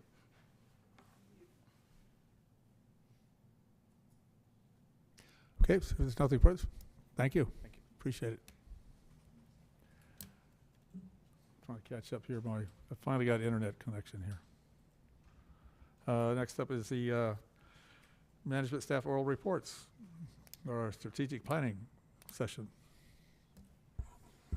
Thank you, Mayor and Council. In the packet is kind of a summary of the strategic planning session we had back on the 24th of March, and the memo kind of summarizes the approach that we took and some of the key takeaways. Wasn't going to go through all the items in here, but wanted to open it up for feedback from the council, make sure I had characterized things appropriately from your memory and recollection, and entertain any questions or follow-ups from the council. Also included in there was the 2 presentations that were given, the first presentation around the budget, the second presentation around the 4 theme areas, and included that. And so wanted to just kind of close the loop on that whole conversation and see if there's any questions or things the council wanted me to make sure we memorialized that haven't already done so in this document. I think it was very productive retreat, frankly. I think a lot of good work happened there. Pleased to see the budget report with our standing there. Looks like we have some funds to do some creative things with. And I just thought it was a very good session in my mind. I liked the conversation on issues, challenges in American Canyon, what we can do to those that we can fix, those we have to live with. There's always that. But there's also the opportunity to be creative around resolving them, making the best outcome we can out of it. I would echo the mayor's remarks. I thought it was one of the better retreats that we've had And I think we kind of validated what the original mission, vision, and values exercise 10 years ago happened. I like the fact that there's kind of a trajectory of where our heads were at in 92, and then in 12, and in 22, and hopefully forward out to 2040. So very good information. Some nice tweaks. I appreciate the fact that sustainability, both economic and environmental, is going to be one of our 7 goal areas. I think that's important. And even though job housing balance isn't one of those goals, I think it kind of permeates a lot of what we're trying to accomplish, or it's the mechanism by which we can accomplish a lot of the things that relate to quality of life here in American Canyon. So very happy. And of course, the financial strategy I loved all along, so I'm glad we're moving that one too.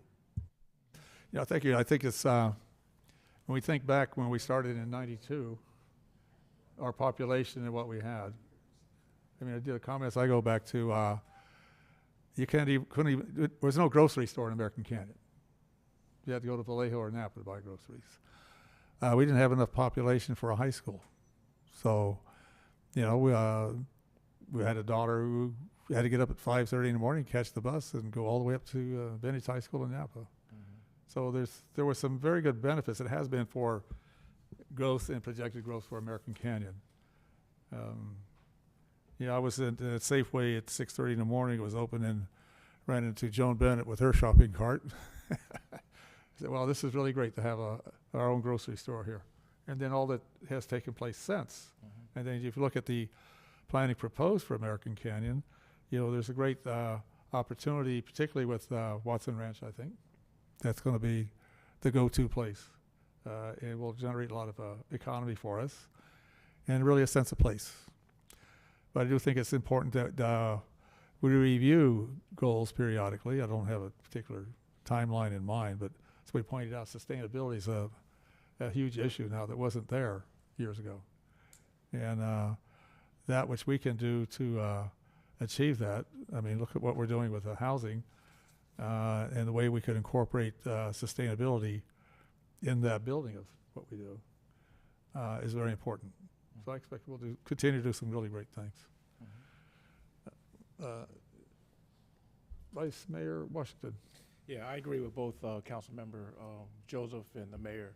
I thought it was a great session. There are a lot of takeaways for me. You know, it was productive. I think the biggest takeaway was the historical part of the planning that was done prior to me getting on council. And the other big takeaway was the fact that I was able to watch and look at the staff that you've created around you, the surrounding around you, Mr. Holly.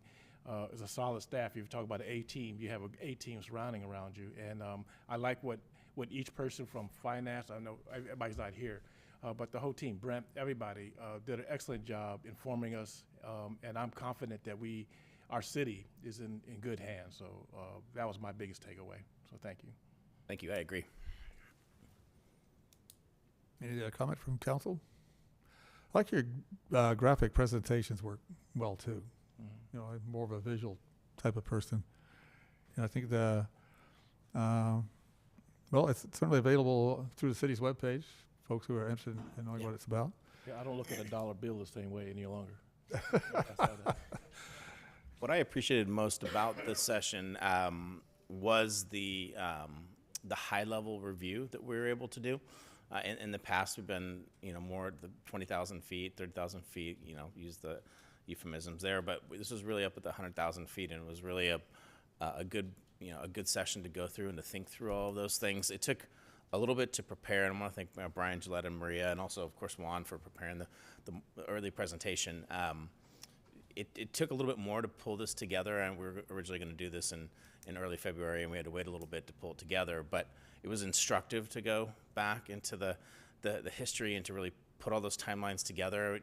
I was aware of those themes and timelines, but to go back and compile all that as a, you know, as sort of a chronology and that library was helpful to kind of crystallize the trajectory that we're on, and that we're going to stay on that trajectory, albeit with some tweaks. And And I was talking with our communications manager earlier this week, talking about how we're continuing to share that message of what that build out, what that activity, fulfilling that vision, what that brings, and the benefits of it. So making that front and center of how we project ourselves.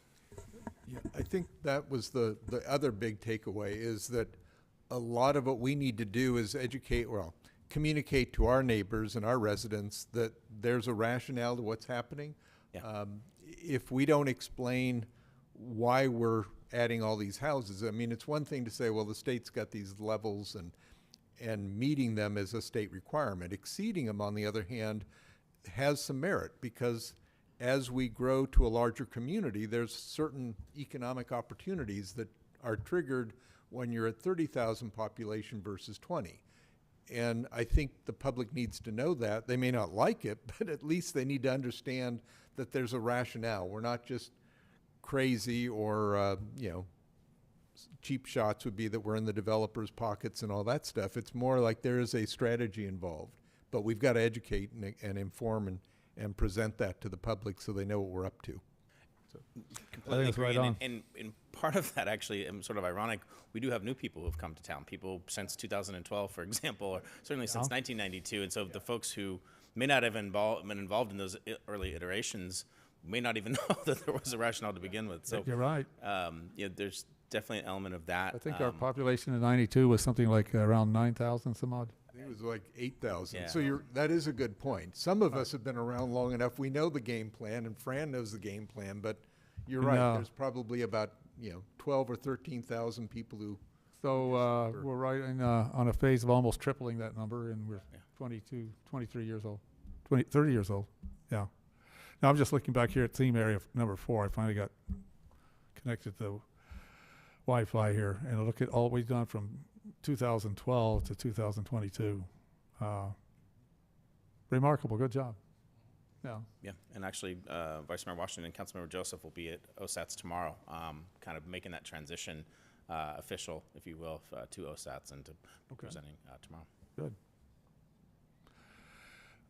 Council ready for public comment? Yes. Anybody from the public wanted to comment on the presentation this evening? This item? There's none? Well, thank you for the update. Appreciate it. Thank you, Mayor. We also have a couple of staff updates. Yes. Allie and Brent have some updates for us. Good evening, Mayor and Council. I'm here to tell you about all the wonderful things that are going to take place over the next couple weeks. Tomorrow we have our Open Space, Active Transportation, and Sustainability Commission meeting at 6:30 p.m. On Saturday, April 8th, we have a free community Easter egg hunt at Community Park 2 from 11 a.m. to 2 p.m. That is going to be brought to the community by one of our partners here in American Canyon. On April 13th, we have our PCS meeting at 6:30 p.m. And then from April 15th through the 14th, there's going to be a native plant sale brought to you by the California Native Plant Society, the Napa Valley chapter.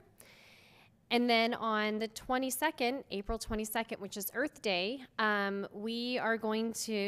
you can celebrate Earth Day here in American Canyon. We are going to have an Engineering of Legos camp. It's going to be from 9 a.m. to 12 p.m. for children 6 to 12 years of age. You can register online if you would like to sign your children up to participate that day.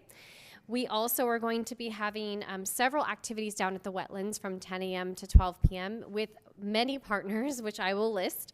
ACCPF will be hosting there'll be an opportunity for the community to be able to come down and make a nature mandala, and you can tour the Outdoor Connection Learning Center. American Canyon 4-H will be barbecuing, so please come out and support them and see all the wonderful things that they're doing down at the wetlands. And then we are also going to have Napa Valley College, who's going to be a partner, who's going to be offering some free health screenings and some other activities. And then Napa Resource Conservation District, City of American Canyon Water Treatment Department, Napa Climate Now, Recology of American Canyon, and Sierra Club Napa Valley Group will all be in participation with booths for information of all the wonderful things of how to love our planet and our nature here in American Canyon. And then lastly, what I'm most, sorry, let me take that back. Also on April 29th, we have our volunteer appreciation event. This is something that we're bringing back after several years. It's going to be at the Boys and Girls Club from 2 to 5 p.m. You should have all gotten an invitation to that. We are working with all of our nonprofit and community partners and making sure that they're getting those invitations. And we are also asking the community to cast their votes for the 2023 Gateway Award for that event. And you can vote online on our website through the Laserfish form. We're taking nominations until April 9th. And then last but not least, what I'm most excited about is summer activity registration is going to be taking place from on April 24th through May 7th for American Canyon residents. We are bringing back a printed activity guide, which is going to be in the mail as of next Friday. You can actually view the digital copy online on our website, and I really am encouraging you to take a look at that. Our team did an amazing job knocking it out of the park of showcasing all of the wonderful programs that we're going to be bringing back this summer, including summer camps, swim lessons, enrichment camps, Lego camps. There's a lot going on in there. So please take a look. We have a lot of activities this summer for your children, and we hope to spend that summer with you. Thank you very much. Wow. Thank you. A lot of things happening in American Canyon. All right. Good evening, Mayor and council members and members of the public. Wanted to update you on 3 items.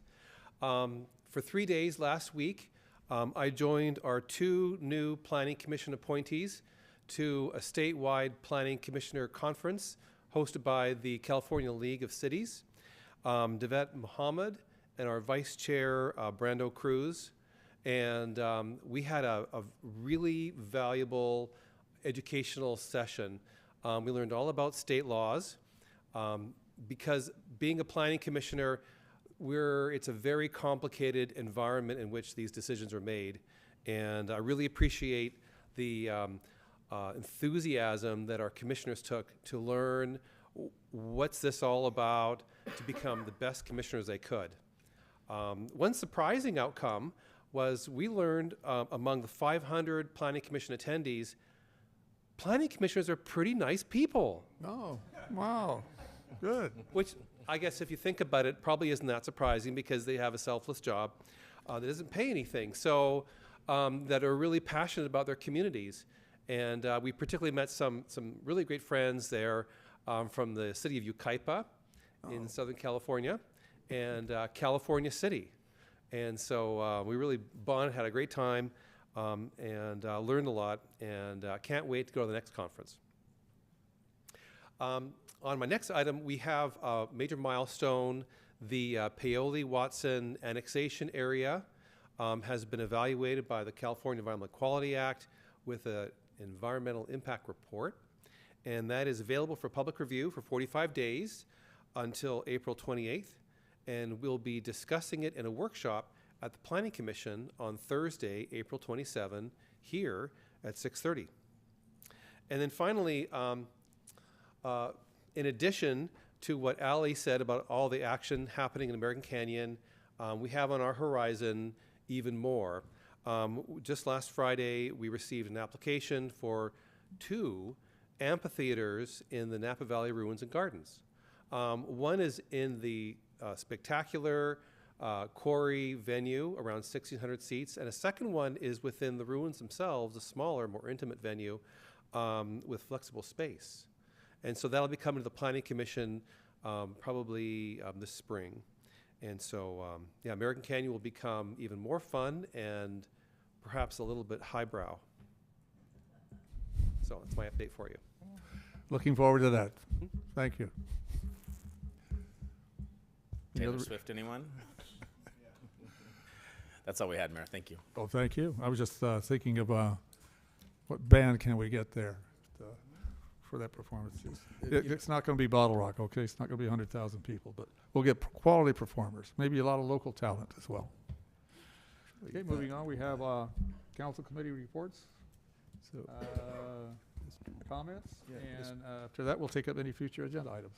Well, Mr. Mayor, I'm reminded of years ago, Konocti Harbor used to have their open door amphitheater and concerts and all that, which were very popular. So our 2,500 seat amphitheater could pick up that venue of bands that maybe aren't the hottest, but for some of us were memorable acts that we enjoyed. So I think there'll be a market.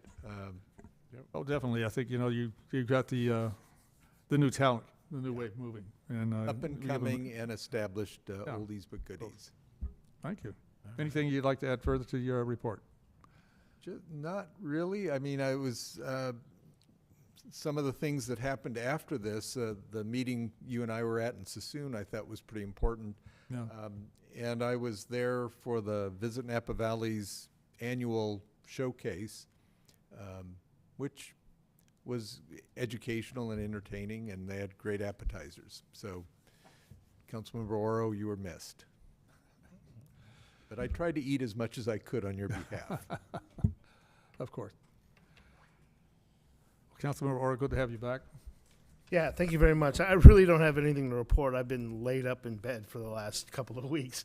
I did miss a lot. So I missed the Sassoon thing that I said was for, the Napa Valley Tourism Corporation Board. I did make a council meeting on TV here, but I'm well on my way of recovery. It was just anybody out there that's watching, I believe I had bronchitis. I tested negative for everything else. And there's some little residuals, but I don't have the cooties anymore, so feel free to come up and say hi. Well, again, we're glad you're back, and we're glad you're well. Vice Mayor? Nothing to Washington? add, Mr. Mayor. Thank you. Well, my more on oral report, as we had mentioned earlier, meeting in Sassoon, Councilmember Joseph and I attended that. Was impressed with Lori Wilson, our assembly member over there. She's not in our district, but she certainly has covers a lot of territory in terms of what scope she's looking at in terms of housing and issues around homelessness. I did mention to her our very successful Valley View over here for the seniors. So she wanted to come over for a tour. I said, well, we'll see what we can do to work that out. I think I have to talk to Seth over there to make sure we can get somebody in. Green Island Road, groundbreaking. Yes, it's moving forward, making progress. Frankly, I think I'd like to, what would be a reasonable time to have us check in on that, Mr. Hawley, quarterly or It's progress? it's a good question. Let me get back with Erica on that. Okay. Yeah, just, you've got the same questions come at us at all, too. What's going on with this? It's been so long, and where are we? And I think it just helps community understanding of the challenges we face with that and the progress we can make. But, yeah, it was, that's going to be a great benefit to that whole industrial area there. So I think that also reminds me, we were out there fairly recently with all the license plate reader cameras out there. And I think there was some success there with dealing with people who are doing bad things. Council retreat, we're here back from that. I thought that was very good. I agree. That really went well that day. Little League opening day. Wow. It was the 50th anniversary of Little League in American Canyon. Some people here I know recognize playing baseball, but it was West Vallejo, Mare Island. I had the opportunity to sit next to Mr. Daniels, who was one of the founders of that. And he opened up a program book from, what was it? I think it was the year after they opened. So they had their first event there. There's pictures of the eucalyptus tree, and I know it's your house there, Fran.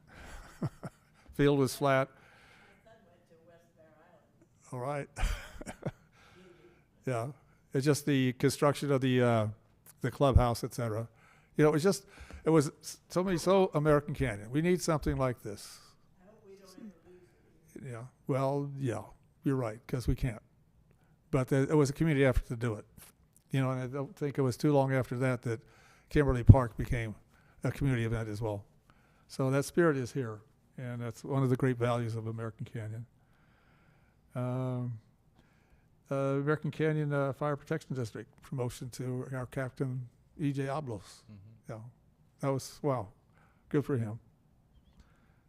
And then ABAG, You know, there's 101 cities involved with that organization, and they're dealing with housing and homelessness.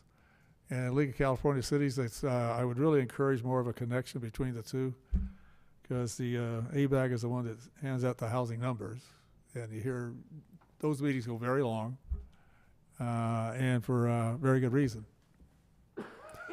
See, it gets back to, again, the one size fits all, and one size does not fit all. One of the cities, and I forgot the name of it, it's a half a square mile. It's built out. What are they going to do? You know, this proposed legislation, 15-story apartment house. Well, that was from a senator from San Francisco. Well, that could work in San Francisco. Later reduced to 5 stories. Still, does that fit? So, got to solve the problem with the housing crisis. I think there's a number of creative ways of doing it. I think what they're doing over at Watson Ranch, kind of referred to as the Lego houses. But you know, it's a house. It has all the equipment inside it. It's a place to live. It's secure. And for a while, that will work for people. And on the housing front, with has the economic incentive with it. Redwood Credit Union is building a corporate headquarters at the airport. We'll ultimately have 700 employees. So my comment was how's an 8-minute commute sound, you know, versus an hour and a half. Shortly after that, I ran into a local, well, having dinner at a local restaurant here, and the owner comes out and he's got a frown on his face. You know, what's all this housing? You know, going to have more people here, more traffic, and all that problem. I said, yeah, and you're going to have more customers. Oh, he brightened up. So there's advantages to that. My view has always been build it right. You have to be sensitive to issues important to people who live here, who want to live here, who will come here, but also in a way that's, look at the safety report we just got. You know, we do, our public safety people do a very effective job here. Look what we're doing recreation-wise for people to come here, opportunities for families. So that's something to take a lot of pride in. And I think that's we're on a good path with that. And that would conclude my comments for the evening. Any future agenda items? Mr. Mayor, I'd like to suggest something. We've been hearing departmental reports, which I think is great because it gives us some insight of what's going on. But then there are big projects. Green Island is the one just listed. And I'm wondering if it would be possible to look at something that MBTA has been doing for a few months now, quarterly reports on major projects that, you know, we can all identify which ones we want or don't want to hear about. But once a quarter, just kind of give us a thumbnail summary. What's going on? Is it, you know, basically if it's on schedule, that's great. If there's a problem, what is it? Hopefully it's all on schedule, but it seems to me that if we got like a quarterly report, even if it's written with a little bit of a verbal presentation, that would certainly keep us in the loop and allow us to share with our residents what's going on, and might be an easier way of handling it than getting into an elaborate project schedule and all that good stuff, because really at the end of the day we just need an update on where things stand. So if that's something that makes some sense, maybe we can integrate that. Basically what I'm talking about as well. Yeah, exactly. Update what's going on. Let me take a look at what NVTA puts in their packet and see what that looks like. They have a PowerPoint, which is nice. I can email you a couple of the last few quarters. I'll do that tomorrow. Well, something you can carry in your pocket, so when you're at the grocery store and somebody says, what's going on? Here. We could do that, yes. Well, no, yeah, I just here. Yeah. Anything's a QR code anymore, right? Well, no, you jest, but our clerk is pretty good at creating QR codes, so I immediately went to this notion of maybe there's a way to adapt a QR code to that, so you could literally, here's the latest. All right. Anything further on future agenda items? Nope. Requests? Well, very good. Well, we have concluded our work for the evening. Everyone, thank you all, and we are adjourned. Thank you. Good night, American Canyon.